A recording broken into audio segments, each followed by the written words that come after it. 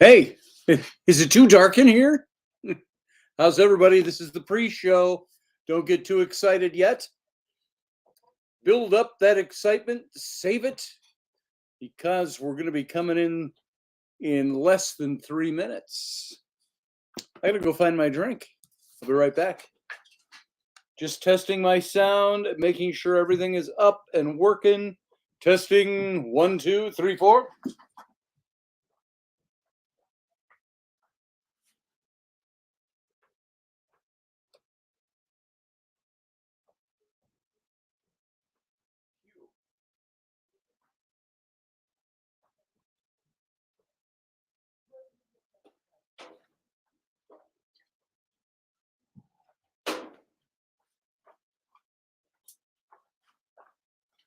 I swear the cat pooped in my room over here or something. It's so strong down here. My son said, no, he just took a fresh one in the litter box and he cleaned it out already. But I walked through the rooms here and I'm like, holy crapola. My eyes are just wonky on me today. So we got to do this. It is 9:01:56. We got 1 minute. We go live over on the radio station. We are already live, as you can tell, on the YouTube channel. So stand by, everybody. We're getting there. Almost ready. Hope it's not sausage, said Roger Rabbit. I'm eating cheese, said Field Guy. Well, you're not smelling it, Field Guy. I'm just telling you what I smell. I made the mistake. We ran out of cat food, so I gave the cat a little can of chunk white chicken. There it is. So just imagine that, Field Guy. Chicken converted to cat poo. There you go. Bada zing. How's that for eating? All right, going dark. We'll be back. Sit tight. Stand by.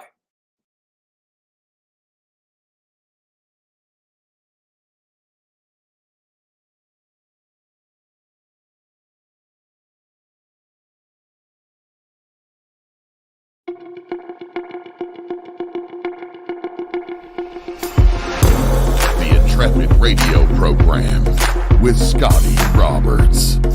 Intelligent talk.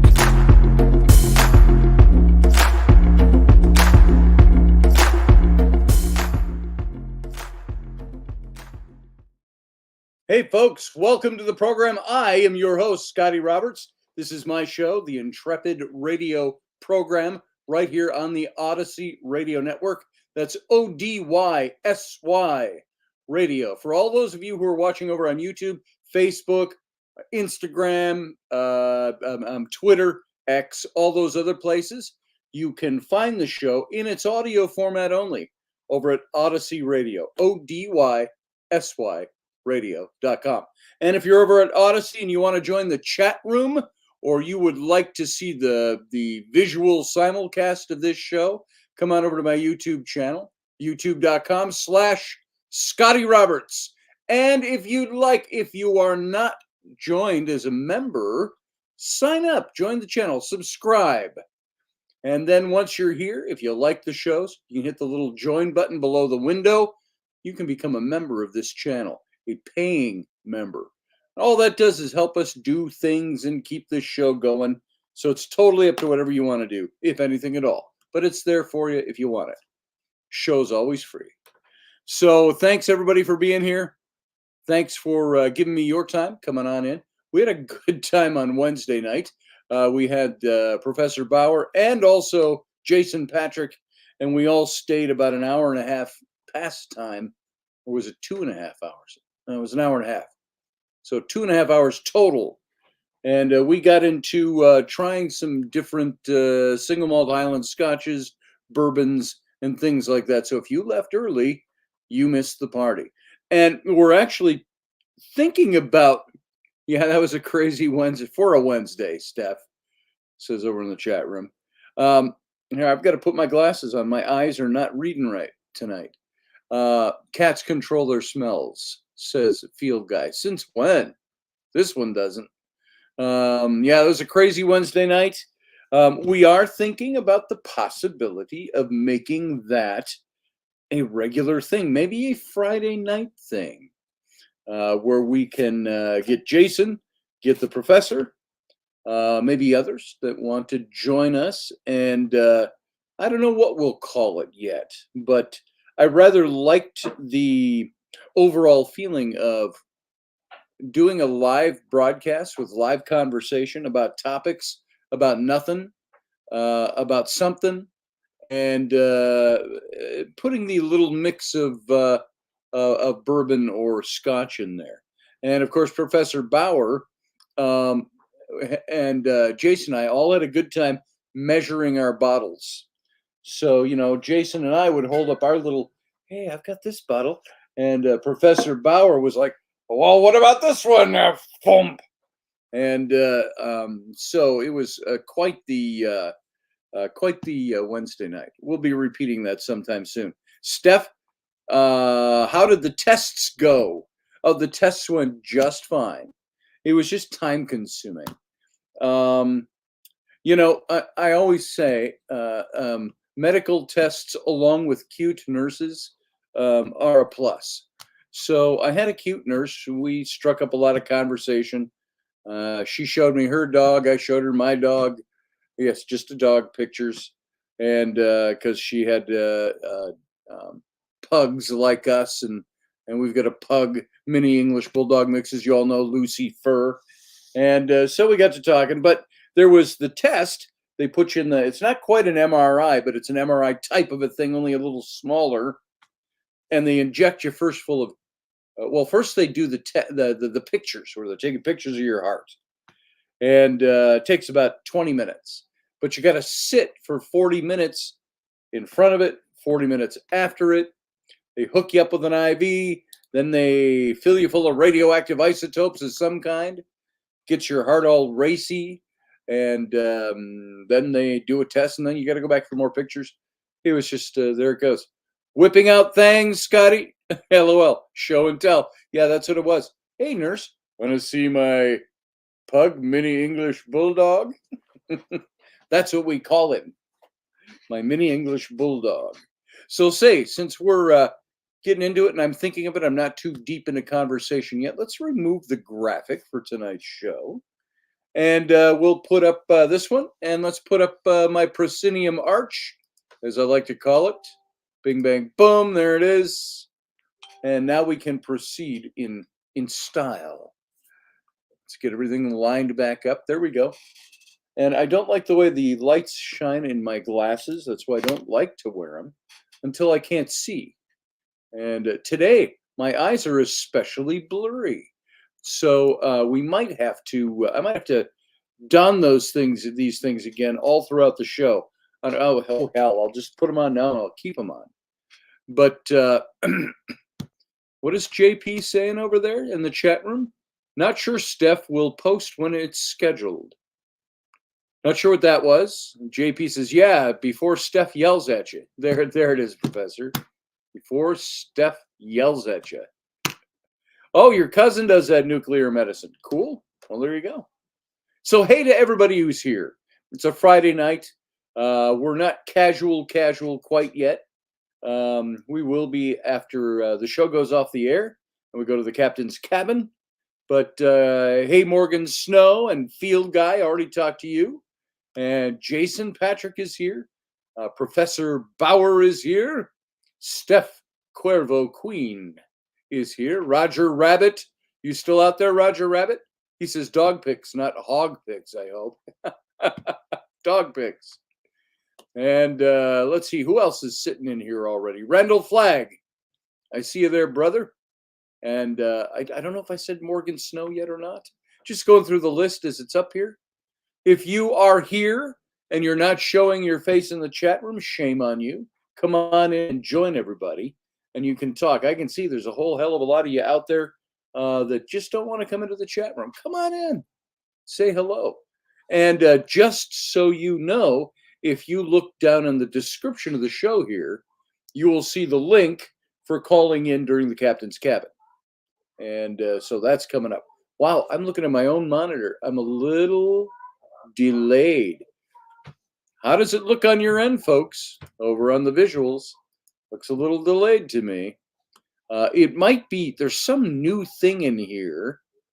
Let me take a look at this. I might have to do something here. The settings, it had a touch up my appearance. I had no idea what that was, so I clicked on that. I'm going to unclick that. There, now my appearance is not touched up. Let's see what that does. I don't notice any difference. About you being small on the screen, LOL. Shut up, Jason. And we won't go there. Oh, the delay is fine on this end. I was just noticing my mouth on the monitor was going slower than my mouth out here in the real world. So, adventure. Y'all think about that? I talk about adventure a lot. I would say there are probably people out there that have a whole hell of a lot more adventure and exploration going on than I do. It's not my whole life. It used to be segments of my life, things that I would do to say, I don't want to live an ordinary life. I want to do something different. I want to do something that is adventurous. And here I'll quote it because I just haven't for a long, long time. My mantra, my Mark Twain quote that's been contested as an actual Mark Twain quote, but he said something like this. He said, 20 years from now, you'll regret more the things you didn't do than the things you did do. So cast off the bow lines, sail away from the safe harbor, set your sails to the trade winds, explore, dream, discover. I took that on as my mantra a long time ago. Now, you might think it's very difficult for a married guy who's got 6 kids to live a life of adventure. I know the kinds of things that I like to do, haven't been able to do as many of them since the second batch of 3 kids came with Rainey and I. And so we tend to be more homebodies these days. We don't get out and do the camping we want to do. We don't do the travel we want to do. Excuse me, I still haven't taken Rainey to Egypt, and I wanted to go to Egypt with her. That hasn't happened. There's things we want to do we have not done. And I say all of that just to say, the best laid plans, we put the plans out there, and then life has a way of changing things. But I want to encourage you on this one front, and that is there is nothing we cannot do if we want to do it. It all depends on what you're willing to do to plan it. It might be what you're willing at times to sacrifice to get it. I think there are positive ways to do those sacrifices and to get to your goals. And I think there are very negative ways to do that.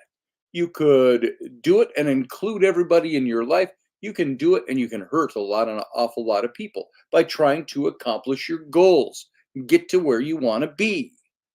Adventure. What is adventure? What let's just look up just a plain old definition out of the dictionary. Adventure. Let's see what it says, just as a typical and unusual and exciting, typically hazardous experience or activity. That's one definition.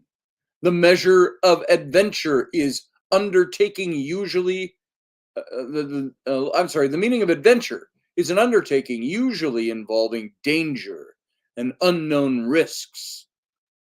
An adventure is an unusual, exciting, and possibly dangerous activity, such as a trip or an experience or the excitement produced by such an activity. Adventure at dictionary.com is a bold, usually risky undertaking, hazardous action of uncertain outcome, a commercial or financial speculation of any kind. Now, I'm going to tell you something.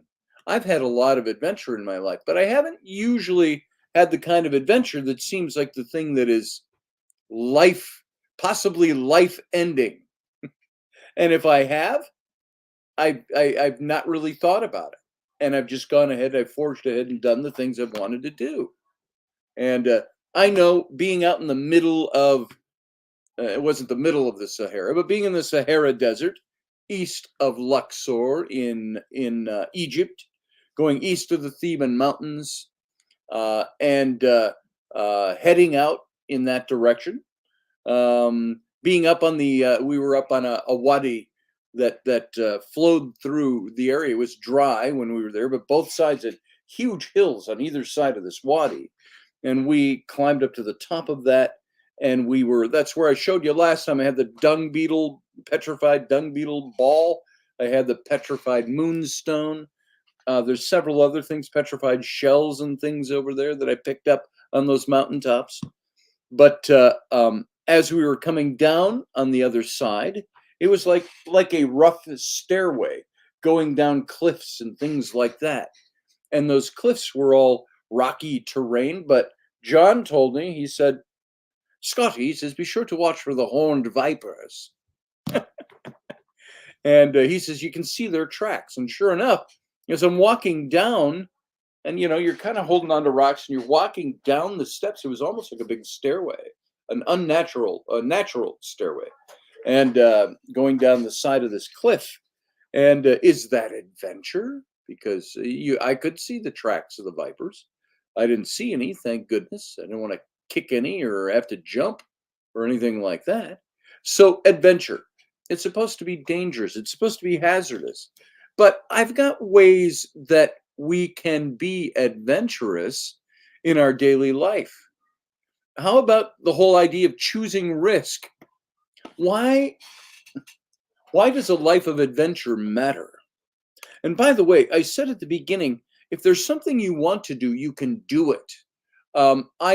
I know when we were putting trips together to take some people to Egypt with us, people were like, oh, I always want to go. Oh, I just can't do it. I can't. And we're like, sure you can. It's only if you want to, and if you really want to, you can make it work. We would tell people, here's the cost. It would cost this much money to get there. Your airfare is the most expensive part. And then there's other things once you're there, but here's what you do. So the big, hey, Sarah Youssef, good to have you here. I would call it satisfying personal desire to experience the unknown, says Sarah. I think that's a great way to put it. That's a great definition. So if you want to do something, you can put the money toward it and the time toward it and the effort toward it. You can make it happen. Around here, with a family, there's a lot of things we've wanted to do that we haven't done just simply because the money's not there, or we need to allocate the money to pay a bill as opposed to taking a trip, or so on and so on. We've always justified it away. And so my adventures have been more on a personal basis, an individual basis, and less with my wife and my children. Now we do some things, but I haven't taken them on any kind of glorious trips overseas or anything like that. My sons both want to go to Egypt with me. The girls want to go to Egypt with me. The littlest one probably doesn't understand what it means to go over there. She just wants to do stuff that everybody else is doing. Rainey would love to come. I think she wanted to come. The last time when we were planning for Rainey to come with me to Egypt, she got pregnant with Ellery. And I'm like, how'd that happen? And she couldn't fly at that point. But we had planned it to bring a bunch of people with us. So it's not like I could change the dates. And so Amanda is here. Amanda, I just saw you there. I want to go to Egypt, she says. Well, you should come to Egypt. We'll do a new trip. You should come. I've known Amanda for about 20 years. And she's a dear friend. I love her immensely. Miss you. You're down in Florida now. She used to be up here. So I'm glad you came in. It's good to see you.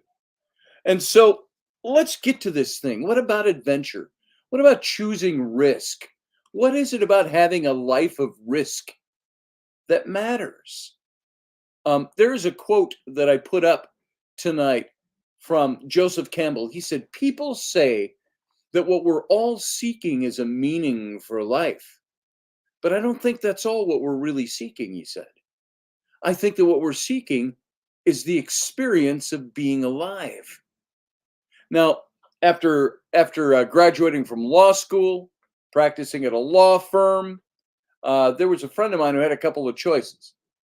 He said, should I spend the rest of my days trying to amass wealth in a soul crushing job, or should I seek a life of adventure and risk? And and this is the thing. Now, Amanda has known me for a long time. When Amanda and I used to hang out, it was before I had really gotten into a relationship with Rainey, and I hadn't really stepped into doing all the stuff that I started. That came very shortly after that. And so for me to talk about this with people who've known me for a long time, you know that my life it was about 20 years ago that all this stuff started happening. The things I got involved with the ghost hunters, with travel, with Egypt, with all of these things. But you look at the things that you do and you say, what's the sacrifice I might have to make? Because like I said twice now, you can do anything you really want to do. You can do it. It depends on if it's easy or if it's going to take sacrifice to do it. So I'm sorry, I got to put my glasses on, folks. My eyes go from day to day, whether they're wonky or not. They're wonky tonight. Steph says, sheet. I'm an adventure, sometimes dangerous. Oh, you're the adventure, but always fun. There you go. So what do we do? You don't take the big decisions lightly. But I've never wanted to quit things in my life either.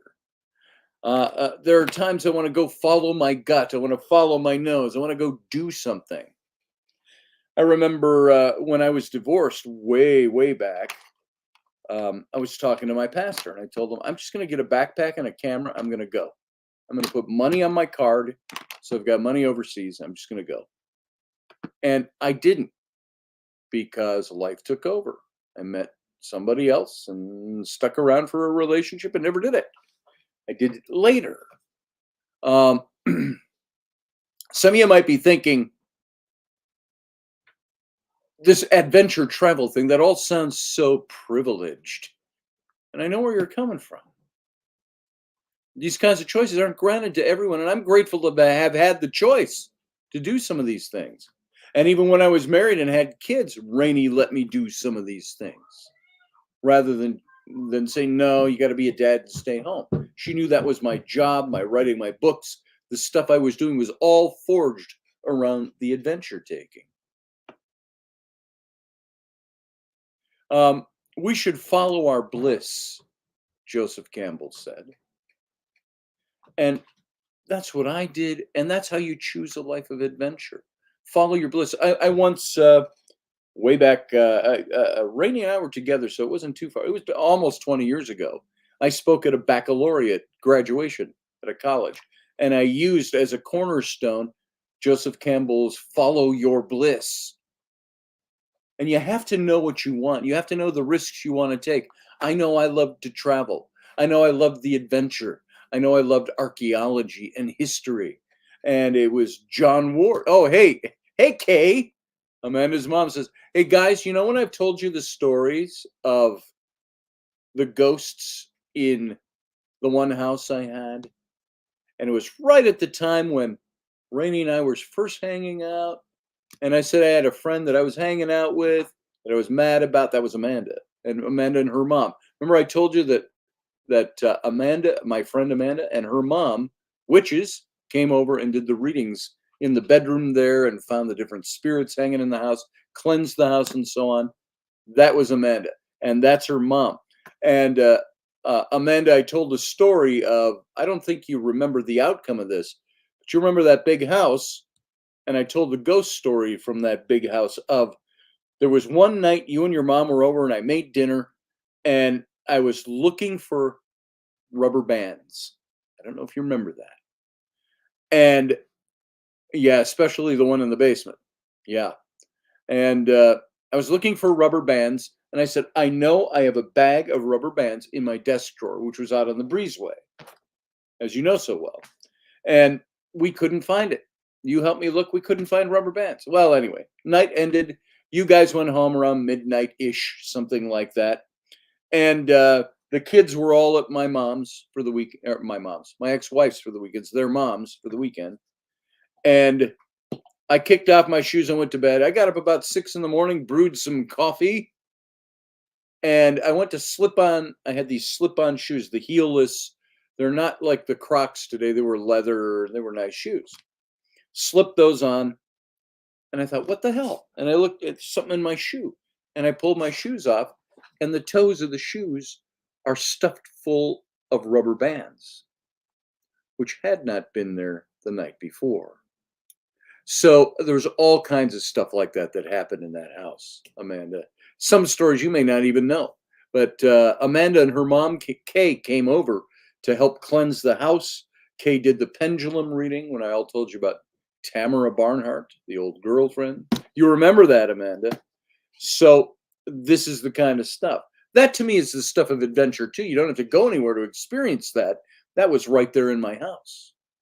But I've got some stuff I want to move into. I'm talking about taking risk when it comes to doing things. You got to take risk. You got to put sometimes your life, your good cushy job if you've got one, you put all of that out on the table. It's like all those cards are out there. You got to decide, am I going to take the risk to do this, to follow this life of adventure? Can you see yourself hanging off the bow of a ship, a sailing ship, hanging onto the rope and the wind in your hair? That's the wind in your hair. That's my hand motions for it. And sound effects. And you go, wow, I am not doing that job because I'm out here on the high seas. Or whatever it might be. You get what I mean. There were things like we were on the Dahabea, the big boat in Egypt that was John and Maria's dig house at their site. Their site spanned both sides of the Nile, and 23 miles square is an old quarry site. But one night we're sitting there and we're all the cabins are down below deck. It's a big old Dahabea. Think of the movie The Mummy with Brendan Fraser. The first one, they had that big boat. It was a boat like that, not quite as big as that one. But we had 10 cabins down below deck.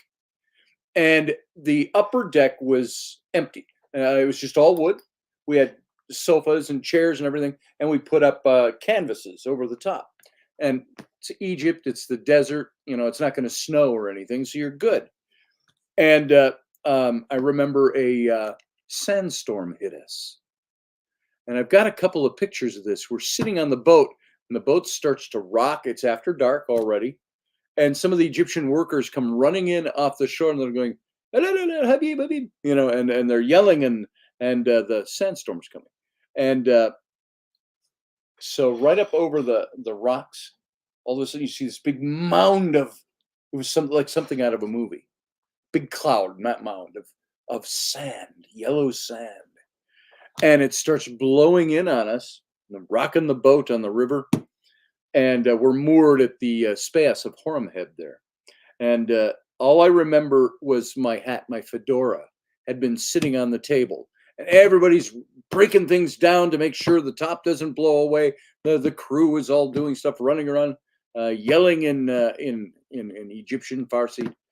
And I'm like, my hat! Somebody grab my hat! And I didn't want to see my hat blown off over the deck and into the Nile.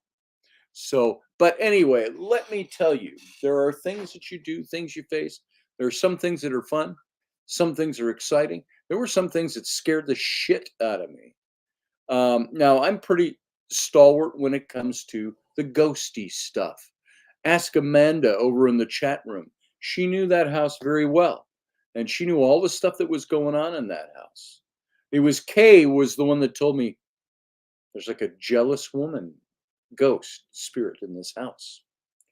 And I had all that ghosty stuff going on there. But in Egypt, there was a couple of places where I was like, I am not fucking going down there. I mean, it was like we were heading down into a tomb.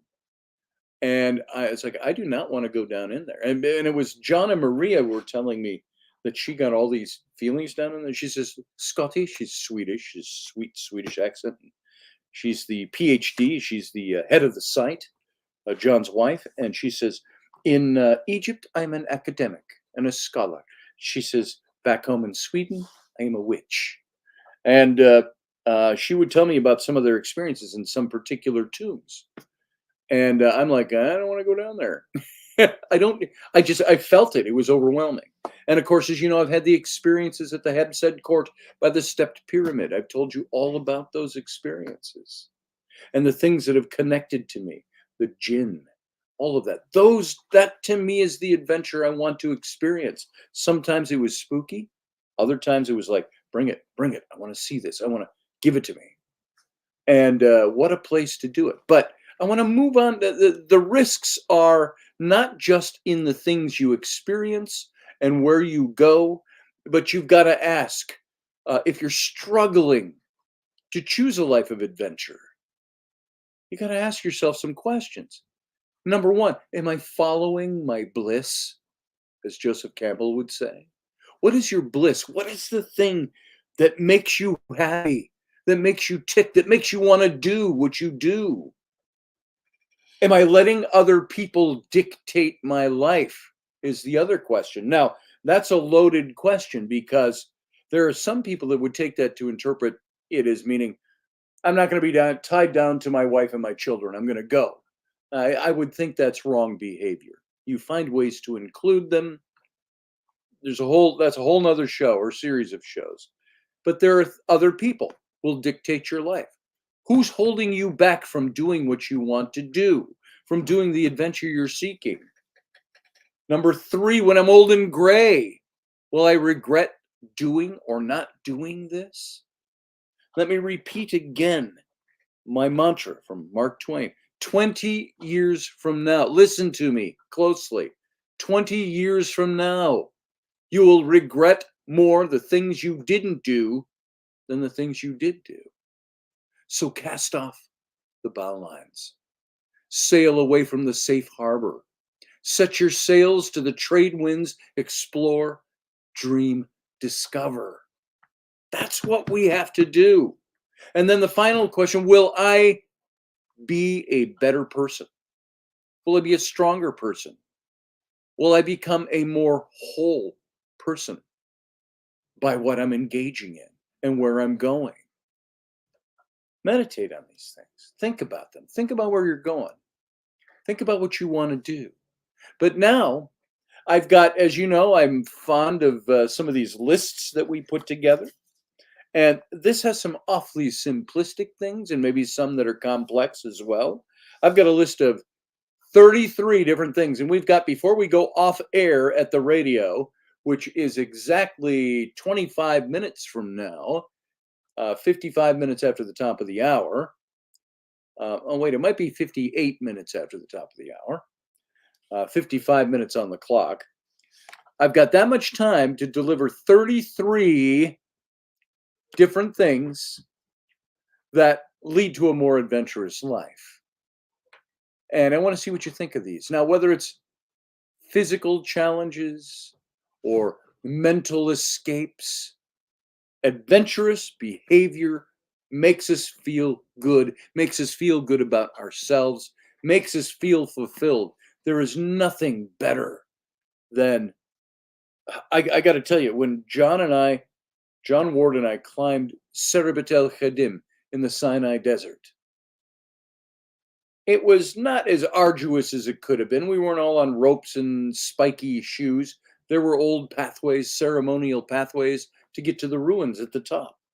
And we got up there and we did our thing up there. We looked around, we looked through the ruins, we found the inscriptions we wanted to find. Some of the pictures from that are in the book, The Exodus Reality, that John and I wrote together. And you're done with that.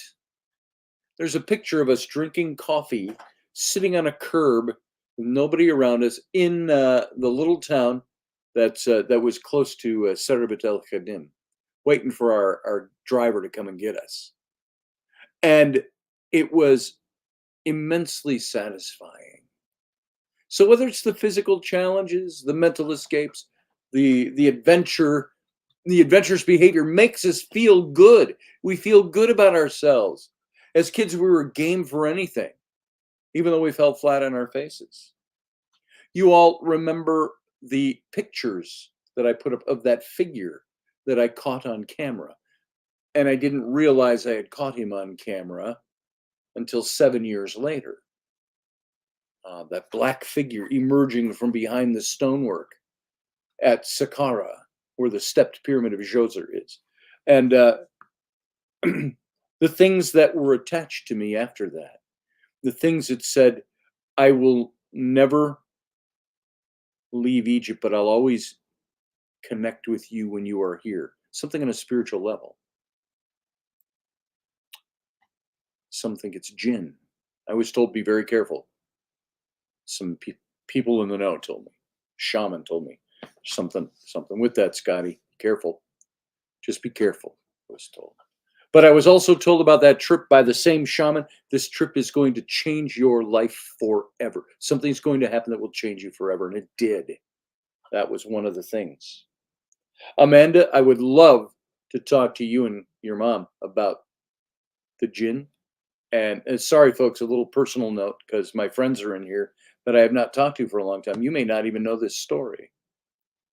But and that's a story for another time to recap, to go through that again.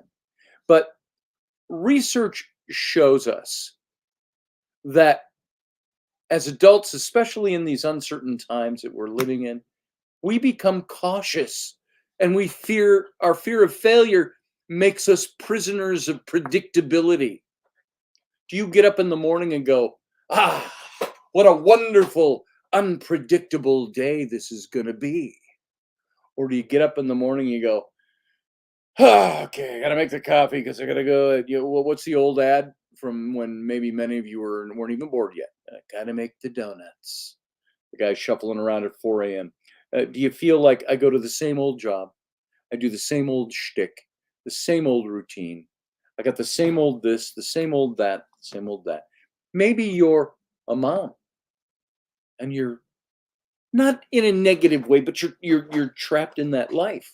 And you say, what? I got to do something to break myself free of this. Not of being a mom, but take your kids along with you. It's something where you say, my life has got to amount to more than coming to the end of 40 or 50 years and saying, I punched the clock every day and I brought home that $7.10 to $18 an hour, whatever it is, every day. Got fat. I watch TV. I went to the movies, and maybe some people, that's all they want. That's all they need. I only use those examples because those are the things that I go, I love doing some of those things, but at the same time, I want more than that. What do we do to get more of that? Amanda says, I believe you have the control to choose how you view each day.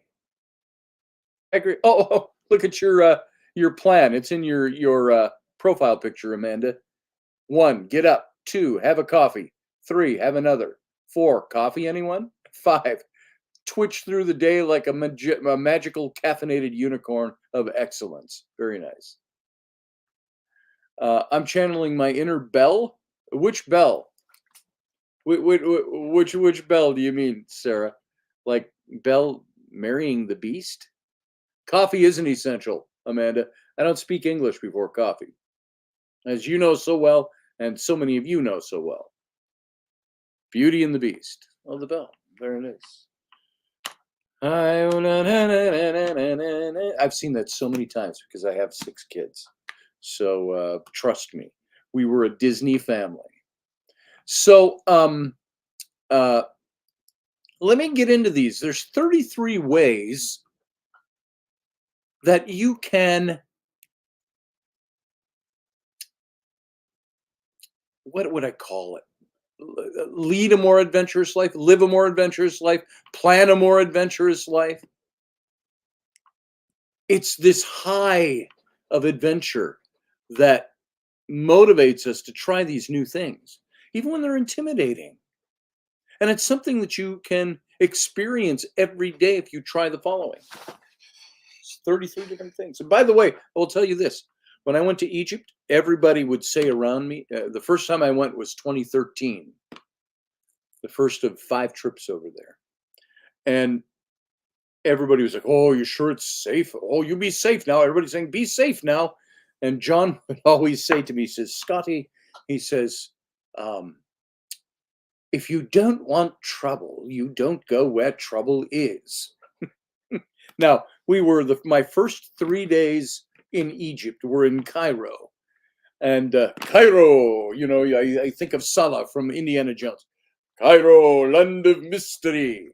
you know, what did Manetho call it in the 4th century BCE? Manetho called Egypt the land of the gods, the demigods, and spirits of the dead. So there we are, we're in Cairo, we're in old Cairo, but we're near Tahrir Square, whereas all the protests and things you saw in Arab Spring took place in Tahrir Square. And John and I were going to go to see, we were in an old hotel that we'd walk to, or a driver would bring us there, all the old buildings. And we were 2 blocks off of Tahrir Square. And there was a parade marching down the whole Muslim Brotherhood parade. And John was like, He says, "Scotty," he says, "I think we're going to have to bug out." He says, "I just don't want to stay here right now." And as we drove around Tahrir Square, we were going to go over to the Cairo Museum, and we're looking down the streets, and there were bombed out cars still smoking. And John says, "Well," we got to the museum, by the way, and the museum was closed down. John said, "Well, I think let's catch a plane to Luxor." And we set up flights, and we went right to Luxor from there. Grabbed our bags at the hotel and bugged out. And it was about an hour flight down to Luxor, about 500 miles south, 400 miles south, something like that. And there we were in Luxor, where it was peace and quiet. It was wonderful. Everybody was like, "Welcome, welcome." And Doctor, they'd say to John, "Dr. Ward, Dr. John," they call him, "Dr. John." And John would, "This is my friend Scotty." And they'd say, "Dr. Scotty." So I became an instant PhD in Egypt because I was working with the archaeologists. But your first thing you've got to do in this 33 ways to lead an adventurous life is, number 1, get lost. I love to deliberately get a little bit lost. It means finding new footpaths, seeing familiar places from fresh angles, which leads to new micro adventures and often being out a little bit longer. Take the road less traveled. Now, I got to tell you, one of the banes to my existence was 7 years ago. As you all know, I had the heart attack and I had the open heart surgery and all that junk and all the little heart attacks that came after because something it wasn't because I was doing anything wrong. They had put the wrong size stent in, as you know, on the other side of my heart. And I kept having these little heart attacks until they found that and fixed it 2 years ago. Now, physical shape, I didn't put on a lot of weight, but I lost a lot of muscle mass because I just wasn't doing. There was a point about 3 years ago where I was standing on my front patio having a cigarette, and I probably cried. I'm pretty sure I wept a little bit, thinking, this is it. This is as good as it gets. I got nothing left. I'm at 0. I didn't have ambition for my career. I didn't have ambition for I loved my wife and I loved my children, but I didn't check out. I just didn't have the energy for it. I probably fell into a deep depression because I couldn't go, I couldn't get lost. I got lost in my own depression. So the first thing you got to do is get lost in something deliberately that's going to take you away from where you are. That's the great first step. Go out, take a walk in the woods. You might go, "I live in the city, I don't have woods." I guarantee you could drive somewhere and find a woods to walk through. Walk through, go off the beaten path. Number 2, pod off. Pod off. So escapes from the commute, with some vicarious travel via podcasts. I'm a big fan of Alistair Humphreys, his concept of micro adventures. We talked about Humphreys and his micro adventures about a year ago on this show. Those always inspire. There's a guy, I can't remember his name now. He's a bald guy. He's British. He got into some financial trouble. He was really big in business and so on, but he got off the beaten track. He says, I'm leaving all this. And he started traveling on just like dollars a day, but he had money too, I'm sure. But he would go and he would carry his little camera with him everywhere. Go on YouTube, you can find him. I can't think of what his name is. It'll come to me, or I'll look it up during the captain's cabin, and I'll show you how to find him. I watch episode after episode after episode of his stuff, where he's going to Kazakhstan and some other Stan and Stan over here and Russia and China and all these places, and he's walking around. He said at some points he had a car just drop him off. Well, this is where I'm supposed to be, he says. And he looks around, there's just nothing. Desolate on the steeps, the steppes of China. Go somewhere. Go do something. Escape something. Or take these micro adventures that Humphreys talked about. Get on your bike. Ride and seek adventures. Cycling tour of your own. Take new commuting routes. Get off at a different stop. All of those things are injecting variety and discovery and unpredictability into what could otherwise be a very mundane journey for you every day. Find ways to make the mundane exciting and adventurous. Number 3, redefine adventure. Living adventurously really is about the attitude you choose to charge at life with, said Alistair Humphreys. Doing stuff that's new and different, and that might even scare you a little bit and makes you curious. That should apply to all of us. Even if you think living in a tent is kind of stupid, maybe grab a little tent, pop it in the woods and stay there. Do things that are a little scary for you. Let's see, Peru is on the list. Scotty, let's make something happen. Let's do it, Amanda. I'm on board. We'll talk. So do things that seem stupid to other people. I'm stepping off here. And let me ask you again, what's stopping you? What stops us from doing these little micro adventures, little things we want to do? The 4th one is do a yes day. This is kind of a parenting technique that I've thrown in here, whereby you pick a day during which you just say yes to every request from your kids within reason.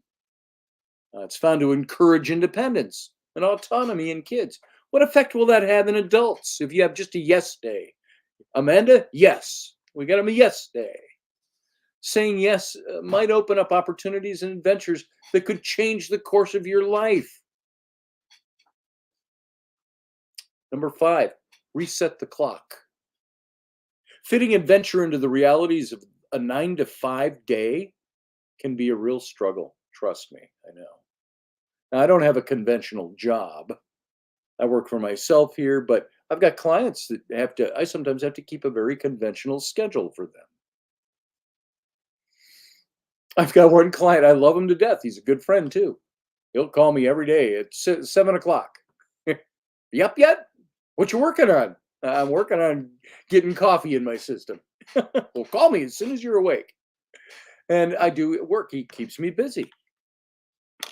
But fitting adventure into the realities of a 9-to-5 is tough. It's a struggle, which is why people try to fit into the 16 hours of freedom we have each day everything they can. There's this micro adventures of Humphreys mean heading out of town, sleeping on a hill, waking at sunrise. You could be back at 9 a.m., he says. Simple. And you need to be fairly commitment free. But you'll remember it in a year from now. What if you did that on a Tuesday night or a Wednesday night or a Thursday night, not the weekend. You said, tonight, I'm going to go sleep on a hillside and watch the sunset, and then I'm going to watch it rise. And then I got to get early enough so I can go shower at the gas station or just go in having slept outside all night. Hi, guys, I'm here for work. I slept on a hillside last night. Money, but yeah, money is a big thing Amanda brings up in the chat room. Hell yeah, it's going to be a great day. Money, but yeah, money is tough. That's the tough one. That holds up a lot of us. And Amanda's a mom. A lot of us are parents or have been parents. I've got 3 kids, 14, 12, and 9. You think that's not an expensive venture for Rainey and I? It is. I've got a wife. And all these things, they prevent us from doing. We used to say, and I brought this up before in other contexts, but when I was in my ministry days back, oh my God, 40 years ago, 30 to 35 years ago, when I was ministering with this particular pastor that told me, he said, if the devil, and I remember this from a theological standpoint, you might not believe in a devil, but go with the illustration. If the devil can't make you bad, he'll make you busy. What does busy do? Busy prevents us from doing the things we want to do, taking the time with our families, taking the time for ourselves. Busy means, oh, I can't go work out. I'm so fucking tired and busy. And we don't do it. Too busy. You know what my adventure became? It became stepping outside and having a cigarette 9 times a day. Now, granted, toward the end there before I quit, now, by the way, folks, I haven't had a cigarette in almost 6 months. And I'm not really craving it. And when I have craved it, by the way, I've stepped out with the pack of cigarettes. I stepped out last week, one day, and I lit up a cigarette, and I took a puff, and I went, and I threw it out. It's not a thing for me that much anymore. Doesn't mean I don't ever want to smoke something again, but please give Rainey a hug for us, says Amanda. I will. If she'll let me. She's so tired and she's so overworked and so overstimulated. Getting a hug is sometimes a monumental task. I like go to give her a hug and she don't even. I'm oversensed. So, but fitting adventure into the realities of our schedules, the realities of our pocketbooks, the realities of the 16 hours a day we have to be awake.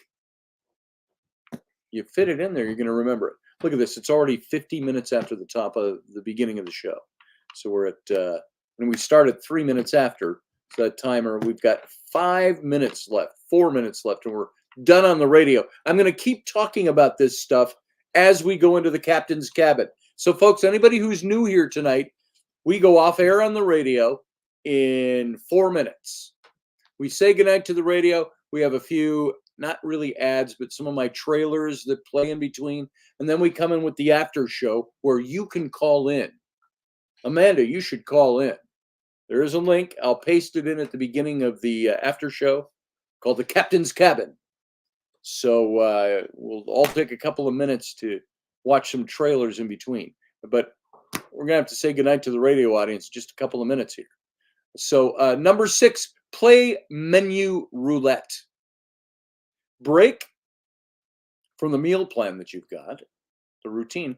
Put a selection of home delivery takeaway menus in a plain envelope. Shuffle them. Ask one of the home crowd to pick one. Open it up to reveal tonight's dinner choice. That's if you're going to go out. That's money, of course. And that's even more now than ever before. You know, I took my daughter to Chipotle this afternoon because she had a doctor's appointment. Always the treat after the doctor's appointment. We're going to stop at Chipotle. And that was like $30 for 2 people. And I didn't even order a drink, so let's just get it and bring it with us, take it home. 7, use your anxiety. Now, you might be fearful of failing. not knowing what's going to come up next, or of succeeding, of what people are going to think. All of those things. Ms. Frederique Murphy, leadership mindset strategist and author of Lead Beyond the Edge, The Bold Path to Extraordinary Results. She said, it's normal to have fears, but don't let them control your decisions. Your best moments are on the other side of your fears. Oh my God, I just saw a quote from my daughter, Abby, today, and I passed the quote on to someone else. She said, your best moments are on the other side of your fears. Hi, I'm almost done with this. Can I have $5? No, I don't have $5. Sorry, I'm going to finish this show, okay? You can stick around. We're going to go into the captain's cabin in a few minutes. That's Ellery asking for money. I can't. I have to. Let me finish this. Bye. See ya. Scram. Familial interlude, folks. We've got time for at least one more of these, number 8, before we move into the break and then the captain's cabin. Discover the thrills that are on your doorstep. Reset how you look at somewhere familiar by going for a walk in the dark. I did that here. We got no windows on this half of the downstairs, and I popped the circuit. I'm stumbling around here in the dark. And it was pitch black. It's pitch black down here. There's nothing. But walk around in the dark. Pick a route you know well. Maybe your morning run, or a route you walk your dog, or your favorite out-of-town trail. Go walk it under the full moon. And a well-known becomes a mysterious. Folks, we got 33 of these. We've only gone through 8 of them. Ways to lead a more adventurous life. Guess what? Radio audience, we got to take off. We got to leave you behind, but come on over to the captain's cabin over on the YouTube channel. We're just going to keep running. YouTube.com/Scotty Roberts if you're not already there. And we'll see you in a few minutes. And by the way, best chat room is if you go over to the YouTube channel. You might miss everything else. It doesn't show up in Facebook. So we're going to get out of here for the radio audience. Everybody, we'll see you in a few minutes. Live long and prosper. Join us every weeknight at 9 p.m. Central Standard Time, 10 p.m. Eastern. The Intrepid radio program, a Scotty Roberts Productions broadcast.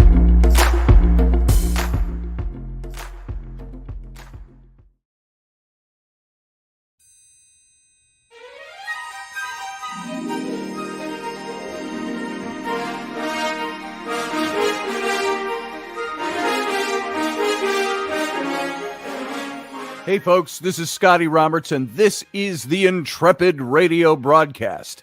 I've been broadcasting for about 20 years now, covering such topics as science, politics, the paranormal, weird science, weird world history, archaeology, and the paranormal. Everything from ghosts to cryptids to creepy things that go bump in the night. So every week I bring you 3 new episodes. Come and join my channel and also be a patron to this site. So see the details below, and we'll see you here.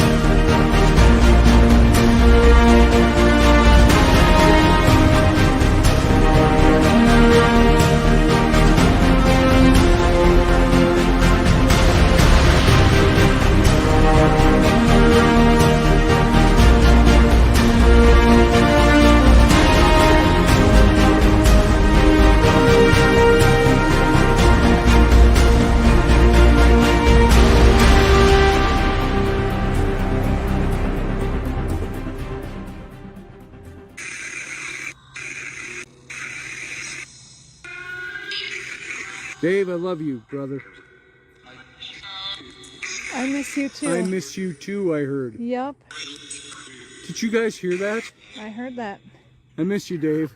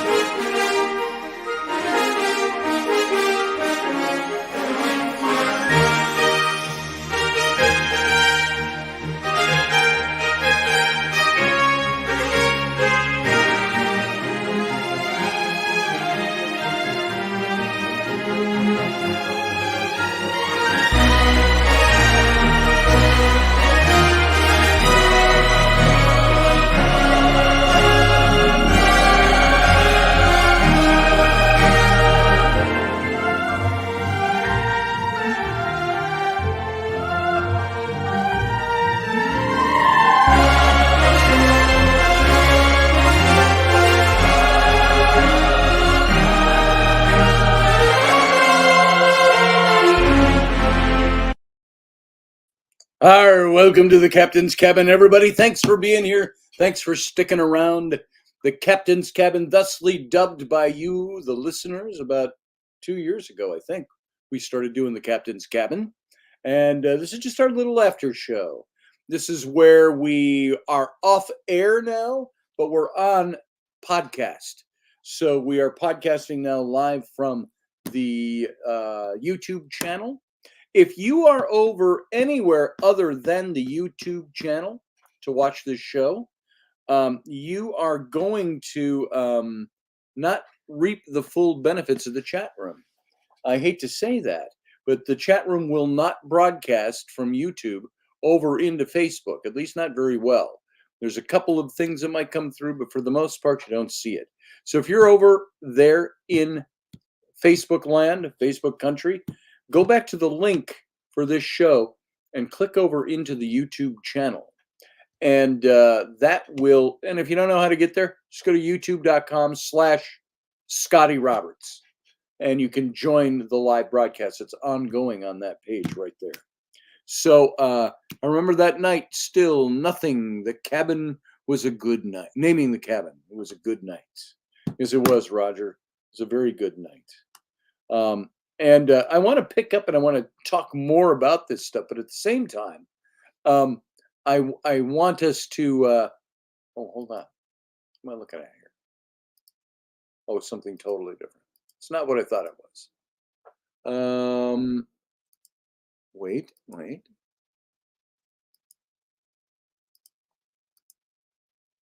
I don't see it. Sorry, this is not good radio to be doing that, but.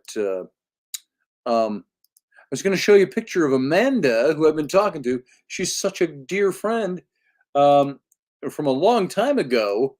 There's a picture of her and Rainey here. Amanda, if you're still there, this was at the old BLT, but I don't have it in the right format to show it. I've got a couple of other pictures. Boy, this one's, it's not naughty, but it's booby type. It's cleavage. And I think what I probably need to do is, wait, where did that just go? I don't know what that's doing. Oh, there it is. So, folks, this is Amanda, but we did a street show out at the festival together, and I'm not finding it. But I wanted to show you who I'm talking to. This is my old friend Amanda. And Amanda, if you're still there, you should call in. I would love to have you call in. And you don't have to be on camera if you don't want to, but it would be okay. So anybody else, you can call in too. You see the link there? It's there. We'll go through these 33 things while we're talking about other stuff or talking about them as we go. I think that would be fun. There's Sarah. Okay, I've got yeah, it would be nice to have another girl on, says Sarah Youssef. So Amanda, if you're still out there, come on over and come in here. I'm gonna put the invite up over there again. Anybody, if you want to join and you come on camera here, it doesn't bring you in automatically. It brings you into the background and I can see you and I can bring you in. But if you go to copy that link and paste it into your browser, that will bring you into the studio background. If you want to come in, and then I'll bring you in and we'll bring you up on screen. There are people here that'll probably demonstrate that for you. Jason will probably come in here pretty quick. But there is a damn it, I was going to debate, but now I'm not going to anymore. I'm just going to do it. Amanda, there's a picture here that is just you. You look good. It was the Christmas party picture, if you remember that. Because I want to show people who I'm talking about, who I'm talking to. This is my friend who is the witch. Her mom was a witch, Kay, and they did some cleansing of my house. They hung out at our house a lot, at my house, and then Rainey came into the picture. And of course, we didn't do as much hanging out. But let's see. I'm looking for my desktop right there. And here it is. Okay, I'm going to put this picture up. This is Amanda. This is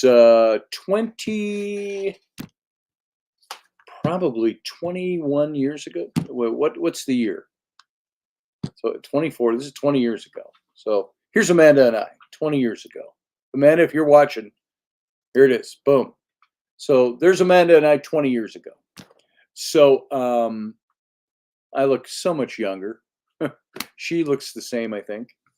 So that's Amanda, who I've been talking to in here. I wanted to try to find the pictures of our taming of the shrew that we did on the street, and I can't seem to find those. I thought I had them on my computer, and I must not. I think I just have them over on my, and those are great pictures because it shows you what she does. She is also a dancer. She's a belly dancer out at the festival, and she did the taming of the shrew thing with me, and it was great. We did it as a street theater thing, and I was just going to see if I had the taming of the shrew stuff in here, and I just might not. It doesn't look like it. There is a picture of her and Rainey though. They're hanging out at the Blue Lion Tavern after hours, and they're both Oh no, Rainey's smoking, so that's old. And they're both wearing necklaces with plastic penises on them. It was just what it was. So there you go. So sorry. Sorry, but I make no apologies. Let's see if I've got taming of the shrew up in here. Let's see if it's here. I might not have it anymore. Oh, wait. I think that's one of them. There's Amanda and me doing our taming of the shrew bit. I only have one picture, it looks like, from that. Here is some, I'll show you this one. This is Amanda in costume at the, it's a thumbnail. It's too darn small. Not going to work. So it was just fun because connecting with Amanda, I haven't talked to her for a long time, and to see her in the show tonight was so much fun. And I hope she's still out there and wants to come in. Here, this is going to be a little choppy looking, but I'll save this for you all to see. This is, we were out on the green in front of what's called Bad Manor. And this is, I would hoist her up and throw her over my shoulder, and taming of the shrew kind of bit, And this was just before we had done that. So she is here. I've got in this picture with me. We're both in costume. This will show you how she looked when we were doing our costumed bit. Let's see. Let me import this picture for you all to see.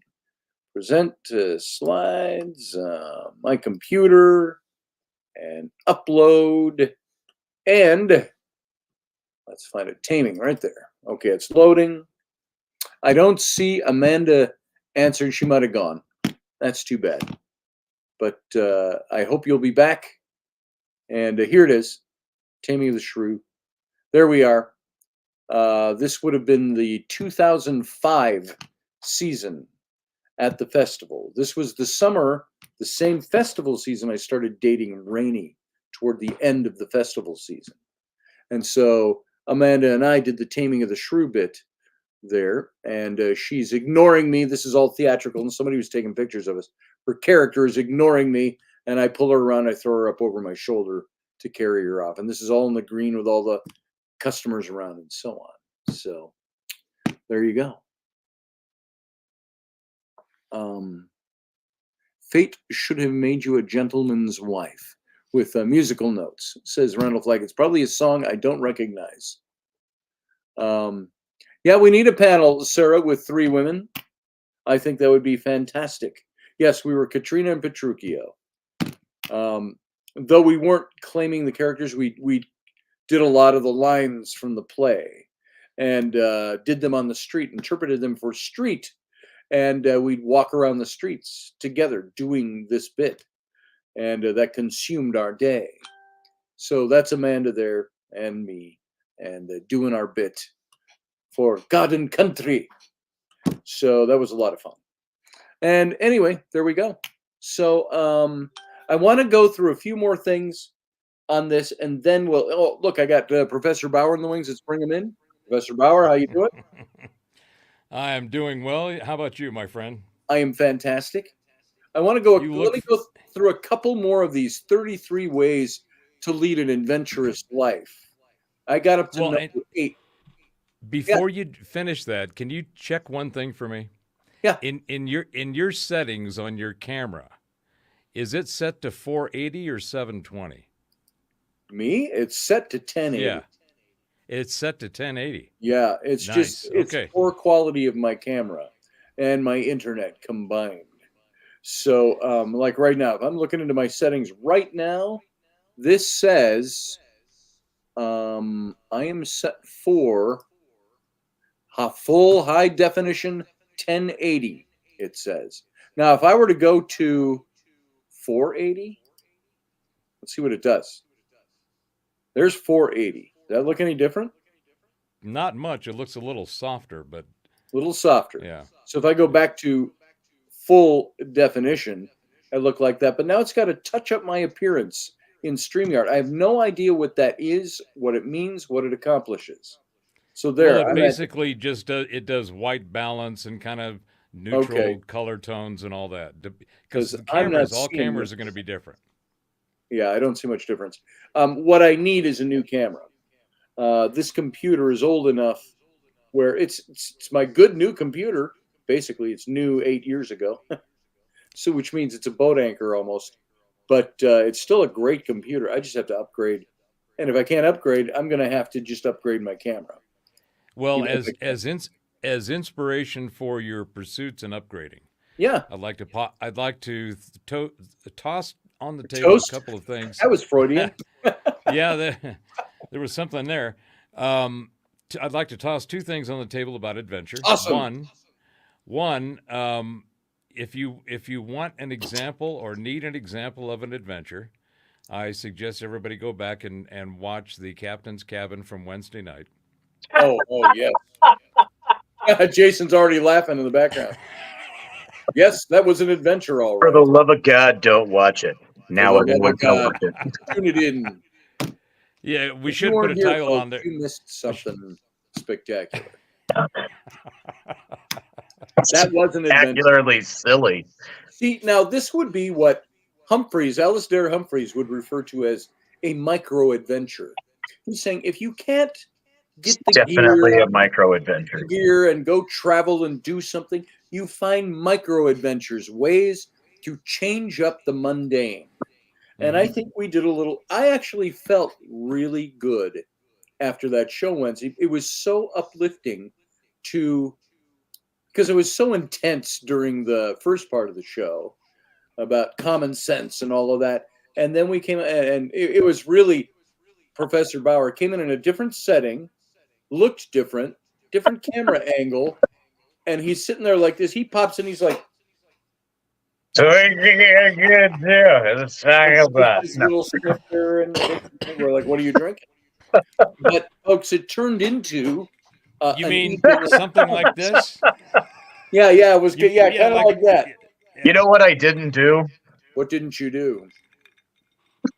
Oh, the ice cubes. You got to do those. You I know what, I know. Jason? You got to do Sarah, them get and over send here. me We need the send me babysitter. some. Say what? Sarah said, now I know what happens when I don't babysit. No, I said you should make some of those ice cubes and then send them to me. Yeah, I'm right. I'll get a cooler. I'll load it up with some dry ice. And Doc will go, Well, see, Professor will yeah, go, that's- yeah, I got your envelope. I'll go get some blocks of dry ice and I'll cut them and I'll arrange them so that it's like, you know, the demon core, if you will, of the gadget being lowered into the external explosive shell to create the Oh, Sarah says those would make good jelly or chocolate molds. yes, they would. They absolutely yes, would. yes. I remember Rocky Stucci doing butthole molds. There's a place out there where you can Chocolate ones. All right, yes. folks. Well, that's the end of the show tonight. We're going to go ahead. It's been great. No, you can actually do a mold of your Yes. penis, and they will get take it that, into and they chocolate. will do chocolates like Yeah. candy kisses of Kiss your my ass. penis. So there it is. It can be So done. you know that song. I'll do anything, but But I won't do that. I would do anything for love, But I won't do chocolate anuses. but I won't kiss your butthole chocolate So I had Well, two this took things a left about your turn. theme. meter of that. Yeah. I had two things about your theme of adventure. One was if you'd like to get an example of adventure, I suggest go over there, grab your favorite libation, and sit down and have a listen. And if you can watch it, it's got a little extra too. There you go. So that's one thing on adventure. The All other right, thing is hang on. Let me go find a bottle of something to drink. Go find a bottle. It is Friday night. Wonder, do It's I have Friday anything night. to do tomorrow? Not that I just want to do this every captain's cabin. Oh, But hold on. Wait. We'll do an adventure right now. Well, We'll do an adventure right now. let's go on an adventure. Have you ever heard of Flaviar? No. So Oh, yes, I have. yeah, Yes, I have. it's like the Flaviar. liquor subscription service. That sounds really bad, but yeah, I used to be the monthly package subscription for alcoholics. Yes. right, yeah. So I used to get was a get member. 6-pack a month, and the mother of my children bought me a subscription to Beer Across America one year for my birthday. And Okay. for the next Nice. for the next 3 years, I That's was getting good. a new beer from some microbrew, and I get 2 different beers a month. Is that? I gotta tell you, that was good time. Oh, I saw you taking the round cap off. Oh yeah, It no, looked the, like, the dinosaur I- embryos. I've got to go take them from InGen to the other I got company. a leather case that it came in, a round, and it slips up over it folds back, and you've got the Hendrix gin in there. So with the subscription service, you can do sampling, and they'll send you 3 of these test tubes of this Yes. size, Yes. if you will, and of different, various liquors, and you can kind of, sort of, to an extent, pick and choose. And so adventure tonight. I have brandy, All right, brandy. and I have mezcal. Ooh, See, I now- have nothing unique and new here. I've got my old thing, which I showed all of them the other night. So Now, Well, now, and, what- you know, one of the questions I asked nice, Scotty Roger. He said this, but then he followed up with this. Yes, it's the thing that looks like a dinosaur-sized object in the background. I will neither confirm nor deny I have ever employed a kit of such a nature. Sarah Hey, says, what I you don't do on have brain deployment?" cells to burn to drink alcohol. Are you saying that you're already on a low ebb brain cell wise and you can't afford to spare any? Come on. I would love to see Sarah. Well, I'd love to see Sarah. But I would love to see Sarah I've only ever seen her pink ball here. That sounds bad. You know what I mean? Her pink circle. That's even worse. And you know what's cool? Becoming the brunt of my my. I would love to see Sarah have a couple of glasses of wine. Brain cells drinking. So I have a. Uh-oh. Where'd he go? Where'd the professor I don't go? know where he went. Was he intimidated by my mezcal and my Avatar. Avatar. There it is. Yes, that's the word I'm looking for, Sarah. So these are. Bing. It comes with these different cards. Each one is labeled for each tube, and then I thought you were going to say it comes with these great coasters. right, and then it does come with a coaster on the top of it. Looks like that. Okay. But it has all of the tasting notes on the back of each one. So we can have an adventure right here. I can just figure out, do I want to go with brandy or mezcal? Right. I feel, judging off of the professor's expression, I should probably go with the mezcal. He perks up. I think you should. He physically responds when I say that word. So either A, there's a core memory being unlocked, and it's like, there was a bad experience. Sure you want to go there? It's been tapped. Sure you want to go there? Because we can, and I will if you want. Yeah, Roger, that is a little awkward, isn't it? I'm not sure anybody needs anybody to go there. So I'm going to go with B, which is the San Balthazar, and it has notes of floral, fruit, citrus, herbs, ripe banana. It's a little zesty, and the banana makes it zesty. That's zesty. yeah, That's quite the eclectic palate experience going on there. Oh, behave. Yeah. Hey, can you guys hear me, or are you just ignoring me? What's going on here? We hear you. What? Did you say something? Huh? Hello? Huh? That's what I thought. I was Hello? thinking the latter. I was hoping for the former. So before you guys get too derailed and we go Are you derailing me down. from continuing with my 33 points? Yes. Yeah, I was trying to finish so you could get back to your points. Oh, okay. Yay, Sarah! And then Sarah's here. How you doing, Sarah? Hey guys, I heard about Wednesday. She heard us. Yeah. What did you hear, Sarah? Woo. Well, I saw the tail end of it because I looked online. It was late at night, and you guys were still on, so then I hopped in. So Excuse me. It's not you. we're still going at it. Wow. Feels like that when the cat's away, the mice will play. That's right. Amanda, Well, are you still out there, by the way? Amanda, if you are, come on in. So Coming this to the chat room, this everyone. is Scotty. This is what you need to promote. I think that's maybe the way in which. And to your point about you didn't, Wednesday night we had a great time, Mhm. and that kind of time is.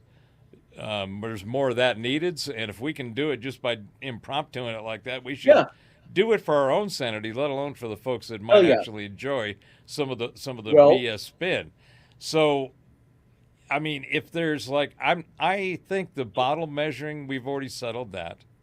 Mm-hmm. We all know who's got the biggest bottle. We all know who's got the strangest stuff, and we all know who's got the most. So we don't need to do that. However, having a drink while you're having to think can be a very rewarding adventure.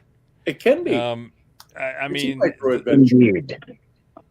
right? I mean, I stopped drinking about a year, coming on 2 years ago, and I didn't quit drinking. I stopped drinking. So yes, I used to have, maybe 2 or 3 cases of beer in 6 months. Sure. I was lucky if I had one that year. Okay. And it was great. I said, okay, I'm enjoying the way that I'm feeling for eliminating that in my consumption. Mm-hmm. So then the next time that I had, it was like 3 or 4 months between like a 6-pack or 2.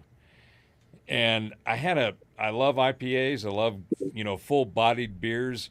I love, a good Guinness. I like something that has got something on it, not a watered-down Coors Bud kind of nonsense, right? So I'm a flavor guy. So I went and got a 6-pack of this double IPA, Squatters. Really good stuff. And I took 2 sips and I said, this tastes like shit. Well, yeah, because it's an IPA. Well, No, I used to drink that all the time. No, and I loved any it. more IPAs are just a way for a brewer to cover up a fucked up batch. I'm sorry. Yeah, I think you might have a point there. IPAs are atrocious. I don't like IPAs. So, Sarah, I really don't. have you All the ever judgment. had? Yes. Have you ever had alcohol, or do you've had it but you just don't do it? Well, I mean, it's more of a religious thing, but I mean, if it's like in a sauce or cooked, I can have that. So, but I mean, straight alcohol I don't do, because that goes against the tenet of losing your senses. You're not supposed to. I mean, do everything in moderation. There's not a specific prohibition to alcohol, and believe me, considering my life and my family, if I had the ability, I probably would, but it was just something, my mother told me long ago that, we're not supposed to, drink and all that. I said, so, we went with that ball and ran with it. And then it's also, to the point where I feel like my brain is like 2 or 3 steps above a vegetable. So I can't afford to lose any more brain cells. So. Nice. I can resonate with that. What I noticed after we had the boys measuring bottles episode on Wednesday night, I think I had probably That's a show name. Boys measuring bottles. Boys measuring bottles. Well, you're gonna, I guess, turn it into a booze infomercial or something, right? You can get some sponsorship. Sure. Well, that was one of the other things that just kept popping out of this spontaneous. I mean, who'll send you alcohol or Yes. Send us your favorite bottle. We're sorry, you're too conservative minded for our alcohol. We can't have a sponsor. Well, I mean, when I was in college, I was always like the designated driver. Even before we had Uber and all that, it lives up to the stereotype of the Asian driver. So I have to ask, Sarah, since you were the DD, mm-hmm. and you can be honest here, we're amongst friends, all right? Be honest. How often did you get your trashed friends in the back of your car and then stop at like every second gas station and fill up and ask for gas money to see how much you could make between point A, point B, C, and D in a night? Well, I never thought of that. That's one. a pretty specific thing, Jason. Yeah, I thought of that one. Well, most of the places, the clubs and the bars, they were pretty close to the college, so I didn't have far to go. It was like under 10 miles. So, but if they're drunk enough, they'll just keep giving you gas money because they don't. People are probably questioning my morals now, aren't they? That happened a long time ago, Jason. Yeah, I try not to. A long time ago. I try not to take advantage of the compromise, the inebriated, because that never ends well. So, right. But at least they know with me, they'll get home safe, and that everybody would have had a good time. Everybody gets home safe. They're just minus. Go back to the dorm. $15. It's okay. That's right. So it's a fee, is really what it is. You're providing a service. It's all right. Sure. There's nothing wrong with it. We can justify this all night. Let's go. Well, it's not a right or wrong thing necessarily, in my opinion. It's a common sense thing. Well, no, it's caring about. It's common sense, but it's caring about people's safety, right? You take care. Yep. Well, isn't that common sense? Is it? I think, but maybe. Well, I don't know. Step outside and then let me know. I have done a lot of DDing in my day. Of what? DDing. Oh, DDing. Designated driving. Yeah. I thought he said VDing. No.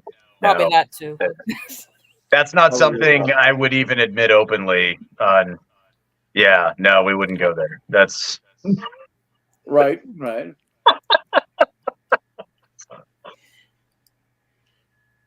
you Jason, going you somewhere need to else with show that? your syphilitic hands. Did you complete your thought there, Jason? yeah. I thought you were still going. I thought you were. No, but you know what? I can discuss some adventuresomeness, and it's not on my part. Sure. But it's a huge thing, Field guy picked up on the DD, by the way. and it's my oldest daughter. I got a random phone call this morning while I was at the office, and with my kids, they're very much teenagers and they never call.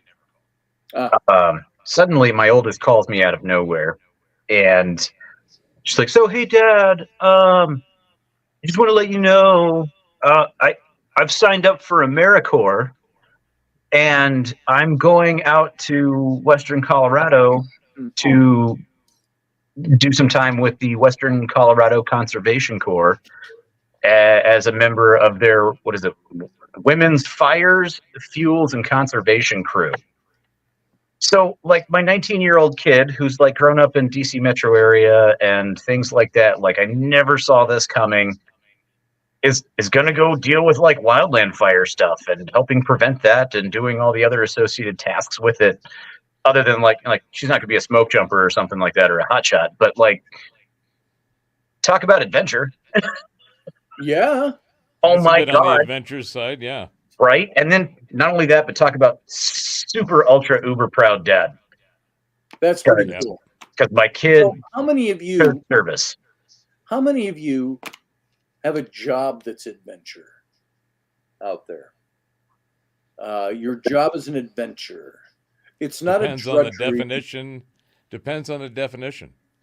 I mean, It does. Everything changes like that. You know, we could have said a long time ago, we could say, well, adventure is this, this, and this. Somebody else might. Nowadays, people can define it just like everything else. There's 100 different definitions for the same thing.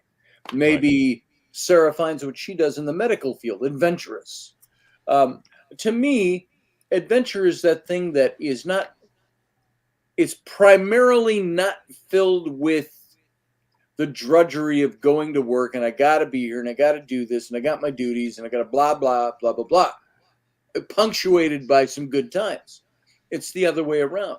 Adventure would be my job is the adventure, and there's a few moments of drudgery in there, but it's not, for the most part, it's the adventure, it's the excitement, it's the unknown, it's the, how many people have a job like that? The thing that keeps the wheels going on your car, the car of your life and your family. I mean, I did, sort of, with the Army, but that's not a thing anymore, so... I think that, again, going back to what is the definition of adventure? How is it defined? And I think adventure is akin to words like fair. There is no standard fair. Fair is a personal perspective that is not going to be equal among anyone else but you. You may share some of the same characteristics, but for the most part, you know, what you think is fair is not going to be fair for someone else. And that's one of the things that, you know, it's like with this whole, these nasty little nuggets in the middle of the conversation about equity and equality and the differences and what do they mean and who is deserved and who's entitled and where does it belong and where is it earned and where has it been victimized so that someone can come along and be a benefactor to that set of victims. And that's what we're seeing out there in just about everything. And this is just one man's opinion. And I try to employ observational neutrality to the information that I'm interrogating, because the information that's out there, as we've all seen, at least again in my opinion, if there's one thing that has been for certainly proven by itself, sans any of the conspiracy theories and the stories and all of the the mystical things that are going on around why everything is so screwed up. If you look at just the performance of the infrastructure, the people that are running the infrastructure, the authority figures, the experts, the folks that have 3-letter acronyms tattooed on the ass end of their names and are considered experts. I challenge you to find any discipline where the track record over the last 5 years has been nothing short of very disappointing and dismal. In other words, the experts got it wrong almost at every stage of everything that we've gone through over the last 5 years. The information that's available to interrogate, to vet something like that, is what I like to call, and I refer to myself as not a conspiracy theorist, I'm a conspiracy analyst. A conspiracy adventurist, if you will. He's a That was a Bravo. stretch. That was a stretch. I know it was, because I was trying to figure out where the adventure Yeah. was with Yeah, the... but I like the way it sounded, so I'm taking it. And there's this new moniker on his shows, Professor, the conspiracy adventurist. Adventures. Yes, yes. Adventures in the conspiratorium. So, I mean, you complain about, always getting it wrong. We've always been getting it wrong since the beginning. I mean, we got it wrong since Genesis. If you're looking at it from a Sure. spiritual perspective, that's what we do. We get things wrong, and then we Did we really get it wrong, though? recalibrate, or Did we And really? then I mean, there was a plan. There was a plan there. Maybe that's what we were supposed to do. So is that really getting it wrong? Do you think the plan was for us to get it wrong? See what I'm saying? So was it really wrong? It's like Judas selling out Jesus for 30 pieces of silver. Did he really get that wrong? Because he was following the plan. That's right. There were some wasn't- instructions unbeknownst to him. Well, wasn't there, though? If you look at it's part of the pseudepigrapha. They don't know who it was written by. But the book of Judas, the Gospel of Judas. Have you seen that? Have you read that? I have heard of it. I have not read it. It's interesting because you don't have to automatically throw it out because it's pseudepigraphal, which means, by the way, it's not written by the guy that it's about, and there's a lot of question about its authenticity. But that applies to the whole set of books, though. Yeah, Is it part of the apocryphal texts? No, it's one of the 80 different gospels. Okay. That was considered by Constantine's councils, Council of Nicaea and the councils following, what's going to be part of the canon of the Bible. Yeah. And the Gospel of Judas was one of them. I'll tell you something else that was decided at the Council of Nicaea that nobody likes to talk about or admit to, and it's the fact that Die Hard is a Christmas movie. I agree. Yeah, Constantine settled that at the Council of Nicaea. I can't believe I even have to argue it. And it had to be a unanimous vote by all the bishops, and they just could not decide unanimously. So it was cast out into the apocryphal movies. But the book of Judas, the Gospel of Judas, it has a completely different take on the character of Judas. It says that Judas, and it really works if you dig into it, it talks about Jesus' teachings were the mystery teachings. Mm-hmm. He was a Gnostic. He was a mystic. And when he takes Judas aside, they don't really even have to change any of the words in the Gospels that exist now. All you have to think of is there's only 4 Gospels that exist in the canon of Scripture. Mm-hmm. One of them was considered the source book, the book of Mark, and the rest kind of have earmarks of having been based on the book of Mark, right? Luke, which was a historical record. Mm-hmm. But it talks about Jesus took Judas outside during the Last Supper. Yeah. And he talked with him and he said, dude, you got to do this. You have to be the one that betrays me. in order to make it fit the prophecy. And Judas was against this. I'm not going to betray you. And Jesus said, look, he says, all the mysteries, everything is all wrapped up into this moment. And it's, in essence, what it painted Judas as was one of the most altruistic men, in that Jesus said, your name's going to be scum, there's going to be this, but I need you to do this. I'm appointing you to do this. And Judas is struggling with it. Then what does it say in the regular Gospels that we have? It's got the scene where one of you is going to betray me tonight. And all the disciples are like, oh, well, who, Master? Will it be I? Those kinds of dumb questions. And he said, the one who dips his bread in the sauce with me is going to be the one. Well, what did everybody do? Hurry up to dip in the bread at the same time? No, but then Judas dips the bread. What, was Judas not paying attention? He's like, oh, what? What's everybody looking at me for? I tell you what it is. Judas was already dipping the bread. He was reaching across the table. Bread's already going into it. Jesus is like, hey, whoever dips the bread is the one. And he's just like, great, now I'm stuck with it. Okay. No, he said, not dips the bread. He said, dips the bread at the same time that I do. Oh. Yeah. And then Jesus dips his bread, and then Judas does too. That's where I'm like, what did Judas? Was he not listening? Was he like? And all the disciples are looking at him like, you're the guy, and Judas is like, what? Oh, I'm the guy. But here's the thing.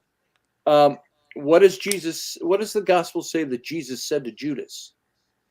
The thing I've appointed you to do, go do it. And or the thing that you are appointed to do, go do it. So Sarah, what do you think about that? Because Scotty was answering your question, or challenging your statement about the predestiny of things. It's just we've screwed it up. So have we purposely screwed it up, or was it the destiny to be screwed up? By the way, Bauer, you have a fan. Elderberry wants to rub his face in you. Well, okay, I'll amend it and say not exactly screw up, but it's like with other things. It led to alternate changes. A shift in perspective, or the way we are influenced by our environment of spirituality and whatnot. So it definitely changed the direction. I mean, the death of Jesus, changed the direction of the Christian church, right? Mm-hmm. I mean, that's the entire basis. If Jesus didn't die and become resurrected, then, where would we be? Right. Well, that is only important for those who have adopted that theology and that story. But there's a whole bunch of others that people have adopted. I mean, and they feel the same way about it. The real question is, what is it that you're basing your actions and which are your thoughts, your thinking, what you can think about, what you can't think about, what you can say, can't do, can't, all of those things are, to Sarah's point, they're the societal influences. It's the construct of the way that the social fabric is weaved together, and the different squares in grandma's old knitted Afghan. Oh God, if you had one of those, you know what I'm talking about right now. Mm-hmm. Mm-hmm. So all of that there's all these different squares and different knitters and people that have gone in and said, well, I'm going to put this color, or I'm going to make this some other material. They're going to change everything. So they're trying to change the fabric into this mosaic that is a nothing more than a container of chaos. Because what's being introduced into each one of these little squares, that are little thought memes, that are little thought worms and parasites and shit, is a collection of stuff that's designed to, first of all, affect your emotions as much as possible, as quickly as possible, and two, to confuse you, because even though this one has this characteristic and so does this one, their fundamental existence is they can't connect. They repel one another. They are not compatible. And that is what you see with all of these weird things that we're seeing with academia. And I mean, just look at the media side of it. I've been saying that I think we're on the verge of the emergence of the new media, the legacy media, which typically referred to as the MSN. Yeah, to me, they're just legacy. They're broke. In fact, they're so broke they're laying off people all over the place. Their ratings are in the toilet. The exposure of the content that they curate and that they convulse into the conversation is proven to be mostly either false and or fake, and at worst, it's nefarious and it's intended. They're trying to intentionally confuse the masses with a bunch of shit. But what's happened is all the cancel stuff has completely backfired. The people that have been canceled and denied and all of that, the Russell Brands, the Alex Jones, the Joe Rogans, the Jordan Petersons. They're all making a comeback right now. Who canceled Joe Rogan? Tucker Carlson. Everybody tried. They tried. Joe Rogan don't give a fuck. He's like the money bagger. No, they don't have to be. Why? Because people have chosen their content to consume. Yeah. That's the difference. The content that's been big difference. Served like at a buffet in a high school cafeteria. And with Tucker Carlson, people have chosen to watch him. That's right. And so the canceling, the firing, the canceling, all that crap. It all backfired. That's my point. I actually like his interviews and stuff more than I did with his show. Yeah. Oh, yeah. Yeah. It just has a better feel about it, and it's not like you're just chasing a conspiracy theory. It's actually like a dude who's trying to do some sort of investigative interviewing and actual journalism. And I like it. Yeah. Sarah, you were going to say something, I think, in there somewhere. Yeah. So I was saying that good and bad is, that's also relative to our experience and what we have at that particular point in time. We have things, that we are confronted with, things we don't understand. We choose what to let in and accept. And then, but I'm more of the proponent that it's all part of that unity of being. And then it's like we are just getting small puzzle pieces. Sometimes we get an edge piece. Woohoo. But, it's more of we don't understand why things happened a certain way. And to tie it back to adventure, it's the variance, the variable. It's like we were saying, it's like, if you're, if A plus B equals C, and it's 50 million times you've run that particular test, you get up in the morning, you do whatever you need to, and you get to rely on that. It's consistent. A plus B equals C.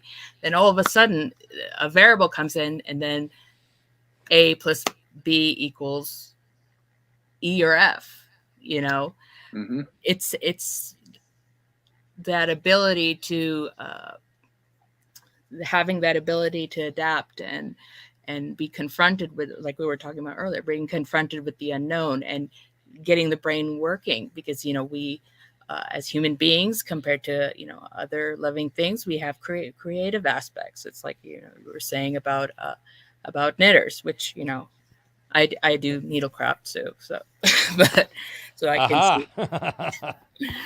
Because and it's like you got that analogy and metaphor that I was trying to lay down there. Okay, awesome. So, but I mean, it would be like I can plan a project to do from start to finish, just plan every aspect of it.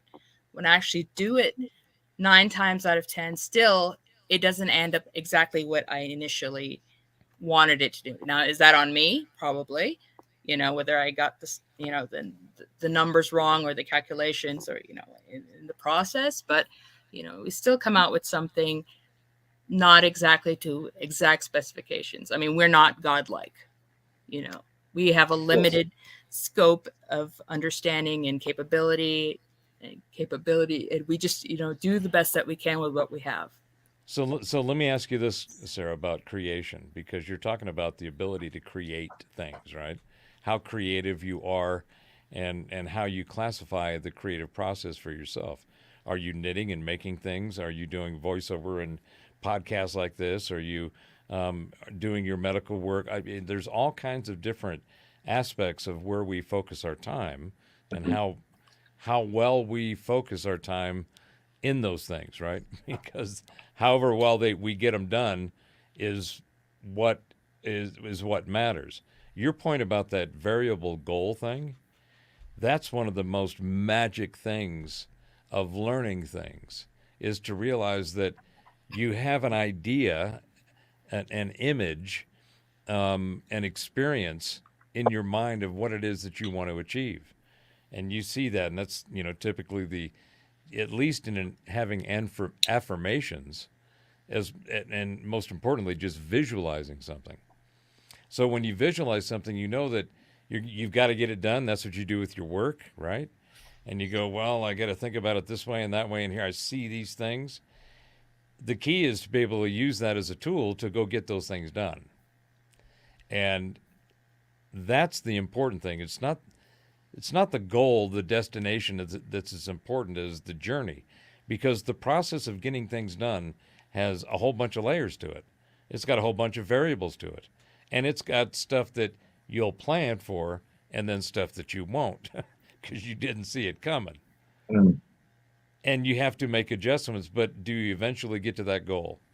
I think that the inherent nature of our being, of our consciousness, has the characteristics of consciousness, which is constant creation. We're always creating something. A thought is a creation. That seems to be the reality in which we inhabit, functions that way. And that, interestingly enough, maps to at least what I think is the general human experience of interacting with reality. There's an energy afoot.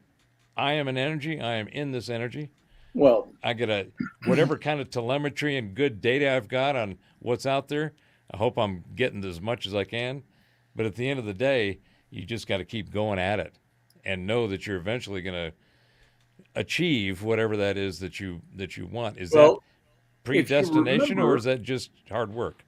If you remember the opening quote with all of this, and I was talking about how adventure is risk, was that quote from Joseph Campbell, where he said, people say that what we're all seeking is a meaning for life. And he says, I don't think that's what we're really seeking. I think what we're seeking is an experience of being alive. And how many of us, and this is kind of exactly what you just said, Professor, and what Sarah is saying, and Jason too. I'll throw Jason in so he doesn't feel left out. But He's being a good boy. He's being a good boy. But He hasn't broken into the mezcal yet. But I think this is what we're all doing. This is what adventures, this is what micro adventure is all about. It's all about that whole, I don't want to call it a process. What am I calling it? It's that whole thing of seeking experience of being alive. It's who wants to feel unalive? How many people are trapped in an existence?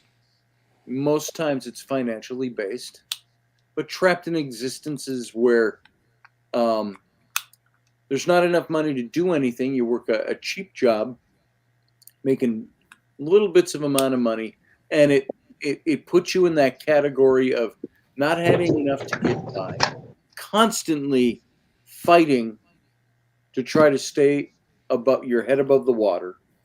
And I think there's some people I know, and I've been close to this at times. I'm not even thinking of families that just struggle, but they're great. They're great examples of middle class families. I'm not even talking about that. I'm talking about the lower middle class to the upper poverty levels, where there are people that they've never owned a new car because all they drive are junkers that they can buy for $300 to $800 whenever they can stir up $300 to $800, so they can get to the job that pays them $7 an hour because they can't get a job anywhere else. They have no skills. They made mistakes, or they didn't make the right decisions early on in life. They're stuck in this spiral, this eddying spiral.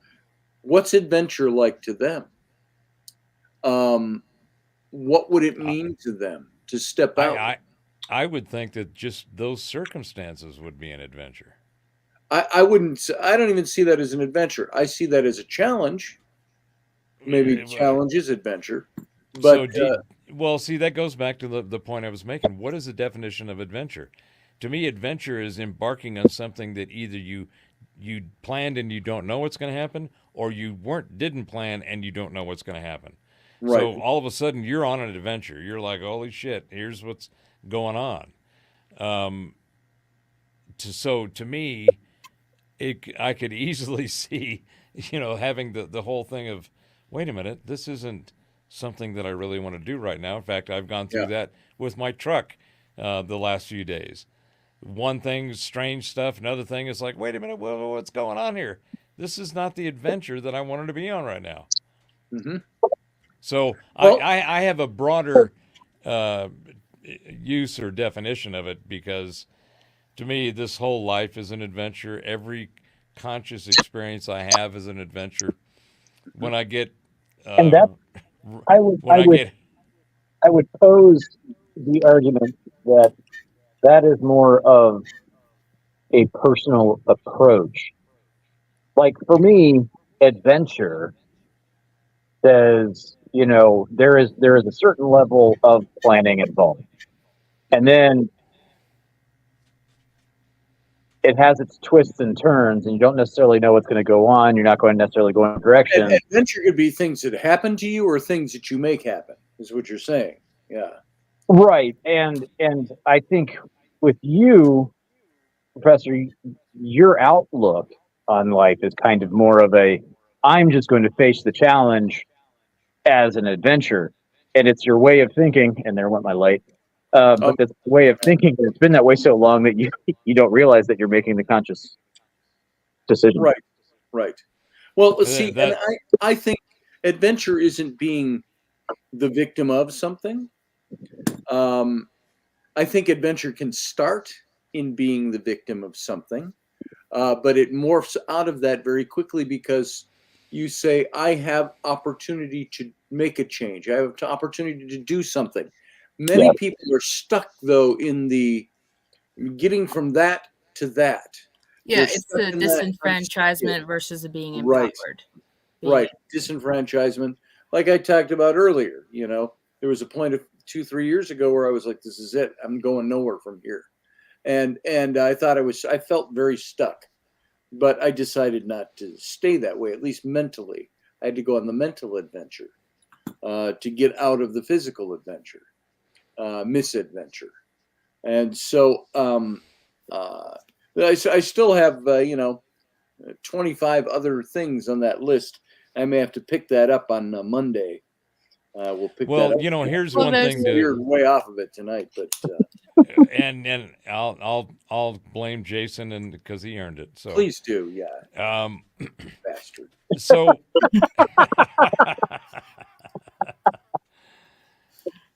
So, as an offshoot of the Boys Measuring Bottles series, I'm thinking that there needs to be just kind of a, what are we going to toss? What are the, get suggestions. What are the top that could be 5 things we'd like to hear you guys, you nattering nabobs of nonsense, rattle on about? Because Jason, did you just say that could be ganky? Dangerous. Oh, dangerous. Something cut out there like ganky. I know the word, but I wouldn't have used it in that context, like Jason just did. So, Sarah, what do you think about that? Give me a minute on that, but what?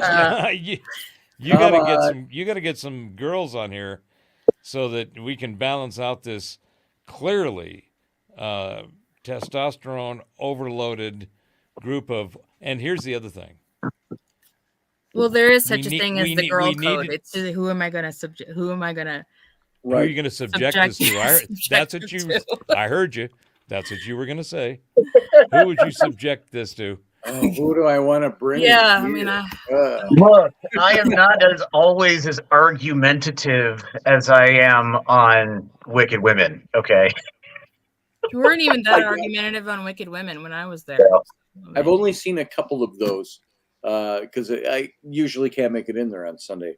I do so many shows during the week. It's like Rainey would have my nuts on a platter if I said, "Hey, She I'm doesn't gonna do another already? show on Sunday." She doesn't already. Oh no, that's on a chain. It's not in a jar in your Platter. purse. It's not a platter. It's a chain. No, yeah. That's a totally different show. No, I'm not Prince William or Henry. What is? But I which mean, to prince go is it? back to what you were I'll saying, skip that earlier, show. Scotty, about people being stuck. Mhm. A lot of it is fear based. Because Yeah. we don't have the ability to take in account every single possibility. So, and then there's always whatever action or inaction, there's a consequence that comes from that. Yeah. So, people are afraid of the consequences, right? Yes. I mean, the potential for it to go, wrong. I was trying not to swear. But- Don't swear. Well, you don't have to worry about that here. You know that. No judgment. We swear in 3 different languages: good English, poor English, and slang. Good English. Yes. Did you say bore or more? Poor. Poor. Good English, poor English, and slang. Yeah. We got that Poor. down. He said pure. So, all right, guys, we're at the end of the show. I can't go hour and a half extra tonight.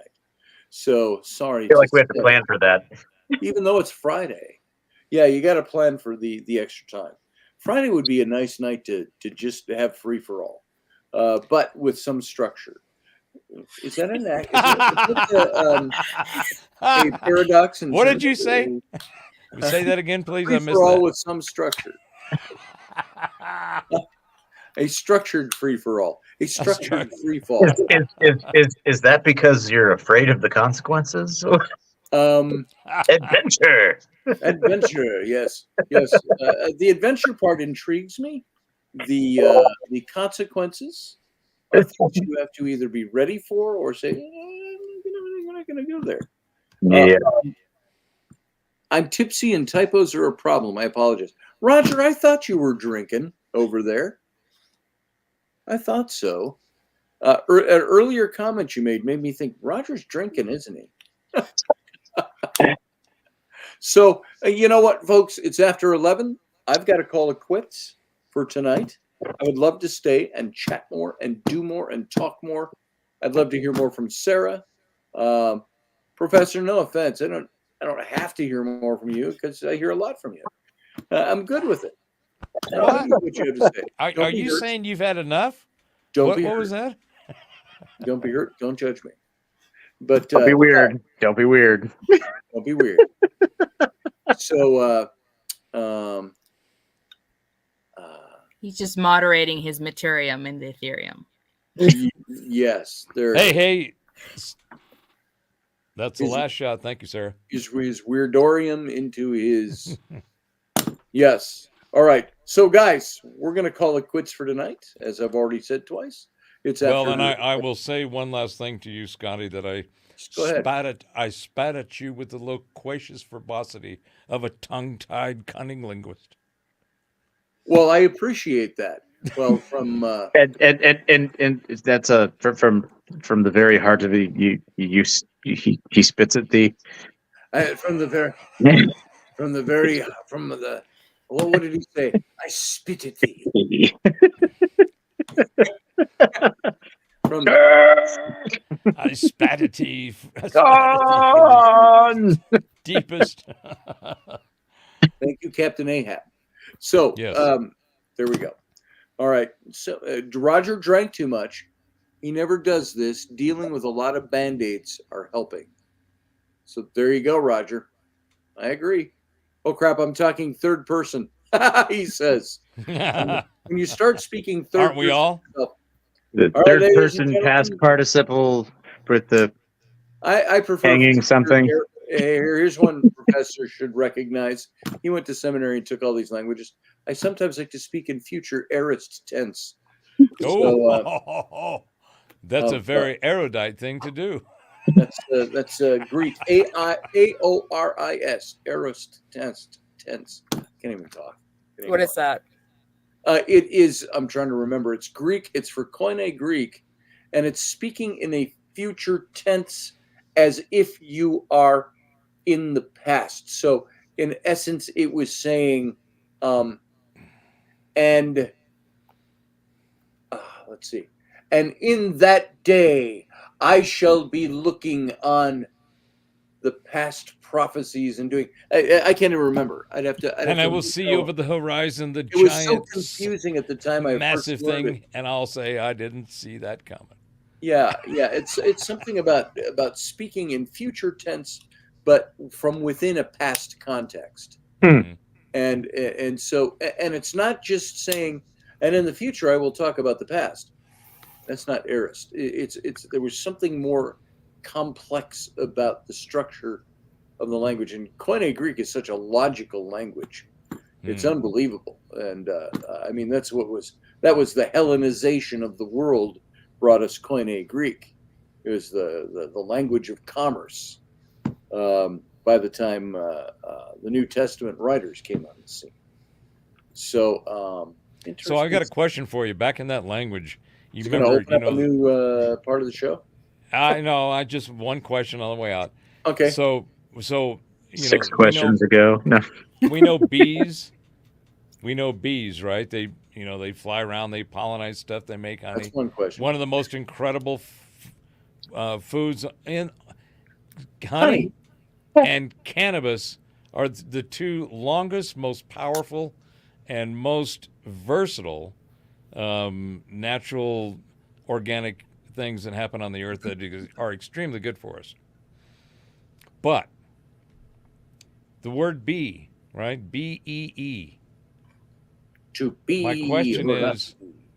My question is, are the two E's silent? Not if you pronounce them as Jesus.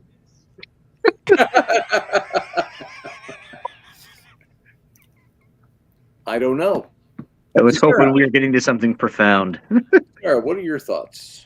When I first thought about it, it was profound to me. I went, wait a minute, those two aren't pronouncing even the letter, or are you pronouncing the consonant with the two vowels? There's a good question. I can't. What's Roger say? Good thing I take my cannabis tea with honey. There you go. Yeah, exactly. Great blend. So on that note, on that frivolous note, I can't even speak. I can't even think of good words anymore. The frivolous and the foolish have faced off again. Something like that. Something like that. And who won? Well, all of us. Sarah, thank you for being here. Bring your girlfriends next time, will you? We've got to have some women folk in here. Well, I'll see what I can do. Yeah. I doubt.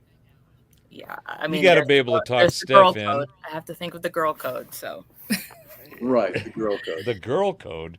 Yeah. God, is that what page is that on? 4,602. Of the Understanding Women manual. Could be. Wait a minute. It's in the back of the instruction manual for building an interocitor. Scotty's the one who knows all the women, so it's more. I know a couple.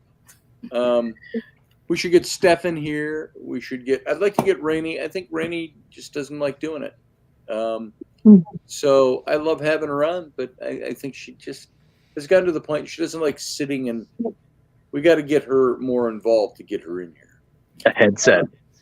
Well, I'll just leave with one final thing to say. Let this captain's cabin be an example, everybody out there.